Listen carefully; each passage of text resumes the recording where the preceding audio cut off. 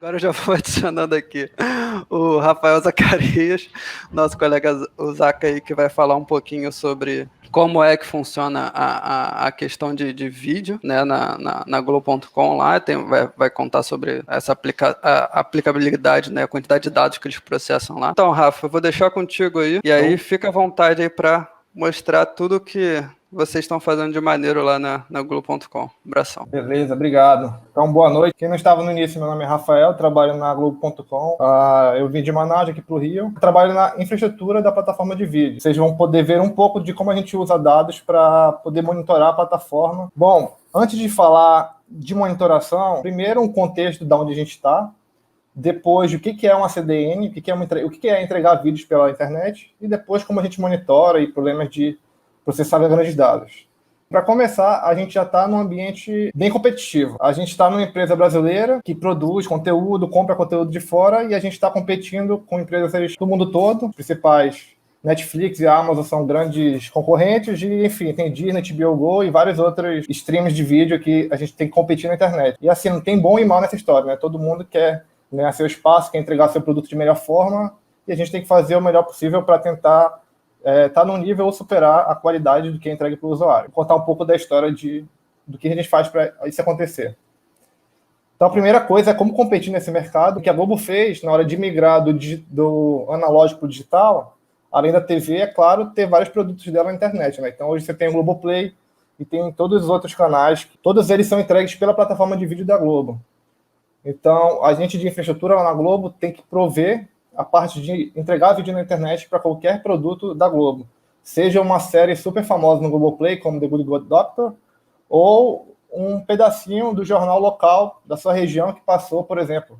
Um pedaço do jornal da manhã, lá de Manaus, que passou, eu tenho que estar disponível do mesmo jeito que uma série tem que estar. A gente tem que cuidar de vídeos tão populares e outros não são tão populares, e aí tem vários problemas de cache, e tem que resolver isso de alguma forma. Uma pergunta, o que tem de comum a Copa da Rússia, o lançamento de uma temporada de Good Doctor, o Big Brother, ou o Manifest, ou a live do Caetano? Vou responder um pouco mais para frente o que eles têm em comum, e antes disso dar um pouco mais de contexto. Então, sabe quando você vai ver um vídeo na Globo, ou qualquer canal de streaming ao vivo, e acontece isso daqui? O vídeo trava. Então, uma das coisas que a gente tem que fazer como CDN e como monitoração é evitar que esse tipo de problema aconteça. E se ele acontecer, a gente tem que saber aonde foi acontecer, quantas pessoas está acontecendo. É a ideia do data-driven, né? A gente tem que saber se um problema que está acontecendo está impactando muita gente ou não e como resolver. Então, times da Globo trabalham dia e noite para tentar atacar esse tipo de problema. Então, a gente evolui tanto a CDN quanto a monitoração da CDN, que a gente quer entregar o melhor possível para os nossos usuários. Para dar uma introdução para quem ainda não sabe como se entrega vídeo pela internet, eu vou dar aqui uma explicação super rápida, mas o suficiente para você entender por que a gente precisa monitorar. Então, simplificando muito a nossa distribuição de conteúdo na internet, imagine que o sinal vem de uma câmera ou de uma mesa de direção, enfim, a gente chama de exibição. O sinal vem da exibição digital, entra numa plataforma de ingest, é onde entra o dado, a gente vai fazer um processo aqui dentro para cortar os pedacinhos de vídeo, e a gente vai guardar num Data Store. O Data Store é um banco de dados. E esses pedacinhos de vídeo ficam guardados numa CDN, que é uma nuvem aqui, e esse quadradinho eu vou explicar no próximo slide o que ele significa. Quando você vai tocar um vídeo lá, o que você enxerga é a CDN. Toda a camada por trás já é invisível ao usuário. E nessa apresentação, a gente vai focar nesse pedacinho aqui da cadeia de vídeo. A gente monitora tudo, mas o importante aqui é esse fluxo aqui. Então, abrindo o fluxo, a gente tem a ideia de POPs. POPs é uma estratégia de CDNs em geral, para você prover o seu conteúdo de vários lugares diferentes. Então, por exemplo, se eu sou um usuário do Rio de Janeiro e eu tenho um POP imagina que é um computador que entrega dados. Eu tenho um POP no Rio de Janeiro, no melhor caso, eu vou entregar um dado para o usuário do Rio de Janeiro a partir do ponto que estiver mais próximo dele, do Rio de Janeiro. O usuário em Fortaleza, a gente tem um POP no Ceará. Então, a ideia é que o usuário em Fortaleza vai consumir vídeo direto do POP do Ceará, que está mais perto dele. Então, a gente resolve alguns problemas de latência, de largura de banda e por aí. Se eu tivesse só POPs em Rio e São Paulo, usuários de todos os lugares do Brasil teriam que vir em Rio e São Paulo. E era assim que funcionava antes.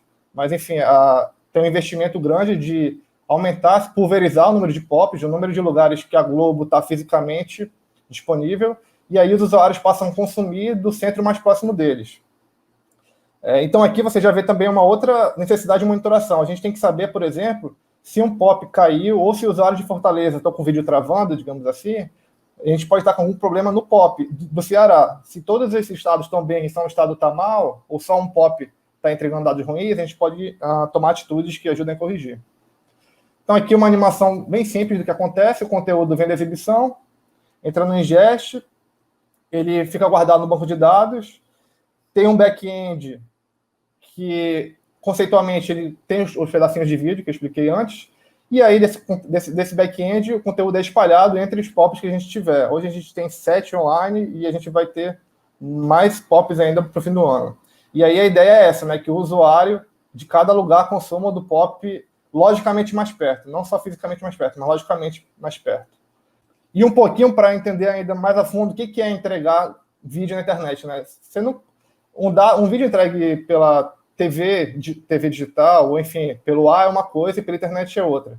Simplificando muito, o fluxo de play de um vídeo é você baixar a lista de pedacinhos de vídeo que você precisa para tocar, baixar uma qualidade de vídeo. Você tem vários tipos de qualidade diferentes, então você vai, se tiver no celular, por exemplo, e o celular tiver com uma banda baixa, você vai pegar uma qualidade de vídeo um pouco inferior para você conseguir assistir sem travar. Se você tiver numa TV, por exemplo, você vai pegar a melhor resolução, e por aí vai. E o fluxo de tocar um vídeo é simplesmente o seu play, o seu celular, o seu computador, o seu smartphone, ele tá falando para a CDN da Globo, CDN da Globo, me dá o que está acontecendo agora às 19h55. Aí ele vai te dar um monte de pedacinho de vídeo. Quando você tiver para terminar esse pedacinho de vídeo, ele vai falar, ei, vou terminar, me dá o conteúdo que está passando agora às 19h56. Isso para conteúdo ao vivo. E aí, enfim, para você está lá assistindo o vídeo ao vivo. Na verdade, são pedacinhos do que está acontecendo. Para a VOD é parecido, só que você só baixa de um vídeo que já está gravado. Mas a ideia é essa. Eu sempre estou baixando pedacinhos de vídeo. Por isso é que entregar vídeo com latência baixa é importante. Se você demorar a entregar um pedacinho de vídeo, vai travar o vídeo.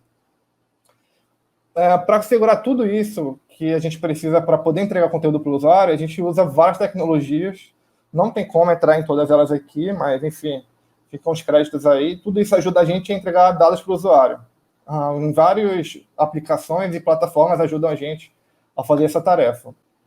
Alguns números para ilustrar do que a gente está falando aqui. A gente já chegou a entregar mais de 1 petabyte de download, então muito vídeo por dia. A gente teve, na última Copa do Mundo, mais de 1 milhão de usuários simultâneos em 5 minutos. A gente já chegou a ter mais de 1 bilhão de minutos assistidos por mês no VOD, que são os vídeos on demand. E a gente já entregou múltiplos exabytes pela CDN. A faixa de tempo, eu não posso falar do quanto foi, mas assim, a gente entrega muita coisa pela CDN e dentro do que a gente pode divulgar, esses são números bem importantes. E aí vem a pergunta, beleza, eu entrego um monte de dados, mas será que tudo isso vai funcionar se a gente não ficar de olho? Todos os sistemas vão funcionar como a gente espera? Claro que não, né? Então a gente tem vários times que trabalham para garantir que a monitoração ocorra e time de operação que atuam se for necessário. Como a gente monitora tudo isso? Métricas. Respondendo de maneira bem enfática, métricas. Você não pode achar, você não pode falar, não, abre 20 TVs aí e vamos ver. Se nenhuma TV der problema, a gente está entregando bem no Brasil todo. Não existe isso. A gente precisa de métricas. Por mais que o meu time, por exemplo, lá na Globo, não seja um time de Big Data ou time de Data Science, a gente precisa usar métricas porque a gente não tem como garantir que está entregando, fazendo nosso trabalho, se a gente não tem métricas para explicar que o que a gente está entregando faz sentido. Então, a ideia do data-driven aí. Então, como a gente monitora, aqui é um exemplo de um Grafana nosso, é uma ferramenta de monitoração. Em cima a gente tem pedacinhos de vídeo, mas o que importa mesmo é aqui embaixo. A gente tem várias métricas de frames por segundo, de quanto a gente está tendo de atraso no ao vivo, e várias outras informações que ajudam a gente a entender que o que a gente tem rodando na nossa plataforma está funcionando como deveria. Aqui um outro exemplo, então, eu tenho um sinal do Rio de Janeiro, eu vejo que está entrando no encoder, que é a parte lá de ingest, eu vejo que está saindo, então eu consigo ver em tempo real como é que está a nível de saúde das máquinas. Então isso aqui é um cenário que está tudo bem, né, tudo verdinho, mas nem sempre é assim. Com isso aqui a gente garante até aquela nuvenzinha da CDN, a gente monitora todos os sistemas de servidores, de aplicações. Só que, se a gente monitorar todos os servidores e aplicações até a CDN, é muito bom, mas não é suficiente. Por que não é suficiente? porque depois da nuvenzinha não acaba ali, né? Tem o usuário. E aí tem a necessidade de monitorar a experiência dos usuários, e aí que começa a brincadeira. Quando a gente fala de monitorar o usuário, um desafio que é um pouco diferente do que monitorar aplicações e sistemas. A gente tem um número finito, ou enfim, um número de servidores que tem uma ordem lá, a gente pode ter, sei lá, num conjunto de máquinas de front-end que entregam dados para os usuários, 100, 500, 1000 servidores, mas é um número que não aumenta e diminui de forma tão abrupta. Agora, o usuário, se eu tenho um jogo da Copa do Mundo que vai começar às 2 da tarde, provavelmente quando tiver faltando 1 minuto para começar o jogo, se eu tinha 100 mil usuários na plataforma, eu posso ter 500 mil em 2 minutos. E se eu não conseguir monitorar todo mundo que está entrando na plataforma para saber se eles estão conseguindo assistir vídeo bem, vão ter muitos problemas, enfim, a gente não quer isso. Então, para explicar como a gente monitora o usuário, continuando aquele gráfico lá, depois da CDN, a gente tem nossos 3 usuários de exemplo aqui, em lugares diferentes, e cada um deles gera dado de experiência de vídeo e mandam para um data store nossa, para uma aplicação nossa que recebe o dado do que todo mundo está assistindo. E aqui é um exemplo do que são esses dados. Eu tenho esse dado aqui de 2017, mas até hoje as informações são válidas ainda. Eu tenho o tipo de playback que foi usado, qual canal que o usuário está assistindo, o tempo de sessão de vídeo. Basicamente, quem já conhece o Google Analytics, é tipo um Google Analytics, só que em vez de ser para visualização de página, é para visualização de vídeo. Então, a gente tem vários dados aqui que permitem a gente entender toda a sessão de vídeo do usuário e assim a gente consegue saber se a gente está entregando conforme o desejado, né? Se a gente está garantindo a qualidade do que está sendo entregue para o usuário. E aí a gente pode gerar dados, por exemplo, de quanto tempo demora entre o usuário dar o play no vídeo e o vídeo começar a tocar, quanto tempo a propaganda demora a carregar, e enfim, várias informações que ajudam a gente a perceber um problema antes que ele comece a atingir muita gente, e enfim, a gente tenha um problema de outage, de ter muitos usuários sem conseguir assistir vídeo, ou tendo uma experiência ruim. Então, assim, é bem importante a gente saber, não tem como a gente entregar vídeo sem monitorar o usuário. Então, voltando àquela pergunta, o que todos esses eventos têm em comum é o seguinte, todos eles foram eventos de grande audiência. Então, um jogo que rolou num dia de semana que estava todo mundo no trabalho de tarde, na Copa da Rússia, deu muita audiência, porque a galera está lá assistindo o vídeo numa telinha e está trabalhando na outra, ou está assistindo o vídeo, a telinha aberta, enfim. Mas tem muita gente assistindo quando tem jogo de Copa do Mundo em horário comercial. Um lançamento de The Good Doctor, que a TV impulsiona, fala lá depois de um nacional, nova temporada do Good Doctor está no ar. Então tem muito acesso de uma vez. Big Brother, saiu um participante que estava todo mundo odiando ou amando também. Terminou a transmissão na TV, vai todo mundo para a internet ver. Lançamento de séries e a live do Caetano, que é um evento mais recente, são eventos de grande audiência. E a gente não pode deixar de processar dados em tempo real no momento que a gente mais precisa, né? Porque se eu tenho muitos usuários entrando no momento e esses usuários começam a ter uma experiência ruim e eu não consigo monitorar isso, você não tem uma CDN que vale a pena, né? Então, quanto mais usuários eu tenho junto, mais dados, e aí os problemas de escalabilidade que a gente encontrou como time de monitoração. Em 2015, a gente tinha um framework de processar dados de sessão de vídeo que funcionava dessa forma. A gente tinha aqueles dados que eu mostrei alguns slides atrás, eles são codificados e compactados em formato Avro, eles são guardados no Kafka, que é uma aplicação de mensageria do Apache, muito boa e muito escalável, e, enfim, numa infraestrutura boa, ela funciona muito bem. E esses dados, o time de Big Data guardava no formato Parquet, no Hadoop, e aí você podia chegar lá no Hadoop, fazer consulta sobre dados de experiência do usuário. E isso funciona muito bem para recomendação, relatórios de BI, consultas de longo prazo. Eu consigo, por exemplo, ter dados de sessão de vídeo de 3 anos atrás. Para o pessoal de Machine Learning também, é um prato cheio. Eu posso fazer qualquer coisa que eu quiser com os dados de muito tempo, eu consigo nessa arquitetura. Só que para a gente de monitoração, a gente precisa de tempo real. A gente não pode começar a ter atraso. E, por exemplo, eu tive um problema que usuários da Amazonas começaram a não conseguir assistir um vídeo, porque começaram a tomar erro, porque o POP do Amazonas lotou. Se eu não conseguir detectar isso rápido, eu não consigo tomar ação. E eu não posso falar que, não, 90% do tempo a gente monitora bem, mas quando tiver evento de alta audiência, a gente vai ter atraso. Isso não existe, não escala. A gente precisava de tempo real. E aí o que a gente pensou e construiu na época foi fazer, ao lado do job que guardava dados no Hadoop, um processador nosso e guardar no Elasticsearch, porque a gente não precisa também ter dados de 30, 40 dias atrás. A gente só precisa saber do hoje e dos últimos 5 minutos. A gente precisa de algo bem mais real-time. E aí, esse processador de tempo real aqui foi onde a gente teve que aprender um pouquinho como fazer isso da melhor forma. Resumindo, o processo tem para cada partição no Kafka, então Kafka é uma aplicação de mensageria e você tem várias partições dentro dele. Esse decode aqui é fazer o Avro virar um JSON plano. Process é alguma filtragem que a gente precisa fazer talvez no dado, e o dispatch é mandar o dado para ser persistido lá no nosso banco de real-time, no caso o Elasticsearch. Então a gente fez isso em 2015, e aqui a arquitetura um pouco mais detalhada é, supondo que eu tenha 3 partições no Kafka, eu tenho 3 consumidores, lembrando que no Kafka eu não consigo ter mais de um consumidor por partição. Se eu tiver um número de consumidores maior que o número de partições, não adianta, porque eu estou limitado de plugar um consumidor por um produtor.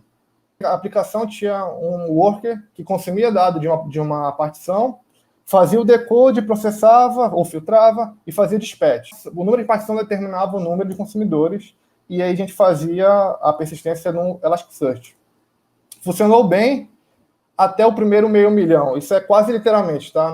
Não foi bem meio milhão, mas foi muito perto disso. A gente teve um jogo da Copa que a gente simplesmente começou a ter atraso de 10, 15 minutos, 20 minutos, enfim, a gente viu que não era o suficiente, a gente foi cobrado. E aí a gente parou para tentar achar uma melhor forma de resolver esse problema, né? A gente tentou medir o quanto a gente gastava de tempo em cada uma das etapas para ver onde a gente podia melhorar, né? Então a gente percebeu que a função de decode do Avro, do jeito que a gente fazia, era a parte mais lenta desse fluxo todo. Entre consumir do Kafka e ter um lock dentro desse worker aqui para decodificar e fazer o process, eu perdia muito tempo no decode. E aí a gente pensou, esse decode é pesado, será que a gente pode escalar? E aí veio a ideia do seguinte, eu consumo rápido do Kafka. Então, ao invés de fazer o mesmo cara que consome do Kafka, fazer o decode, processar e fazer o dispatch, eu só consumo do Kafka e jogo no Redis. E aí, no Redis, está lá o dado ainda em formato Avro e tal. Eu posso ter vários workers aqui embaixo, que eu pego o dado que está lá, ainda codificado em Avro, faço decode e jogo para frente. Esse slide aqui ficou um pouco mais claro, e aí algumas coisas importantes aqui.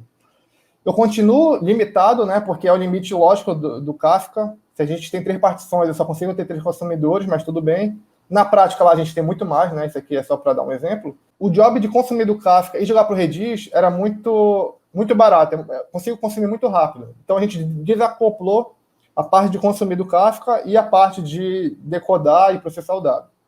Então, a gente passou a lotar o Redis de dado e aí a gente conseguiu escalar. Como o decode era uma função muito pesada, muito mais lenta do que as outras, a gente conseguiu escalar o número de workers que coletavam dado do Redis e passavam para frente.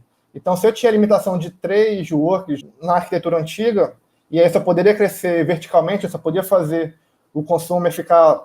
A máquina que está rodando o consumer ser melhor do que ela era, eu passei a poder escalar horizontalmente, porque eu dividia o processamento que eu tinha só em 3 workers para quantos eu quisesse, limitando a capacidade do Redis, né? Isso é um número que até hoje a gente ainda não teve problema com isso. O Redis, mesmo em cenário de alta audiência, essa arquitetura aqui, para a gente, para processar real-time, resolveu.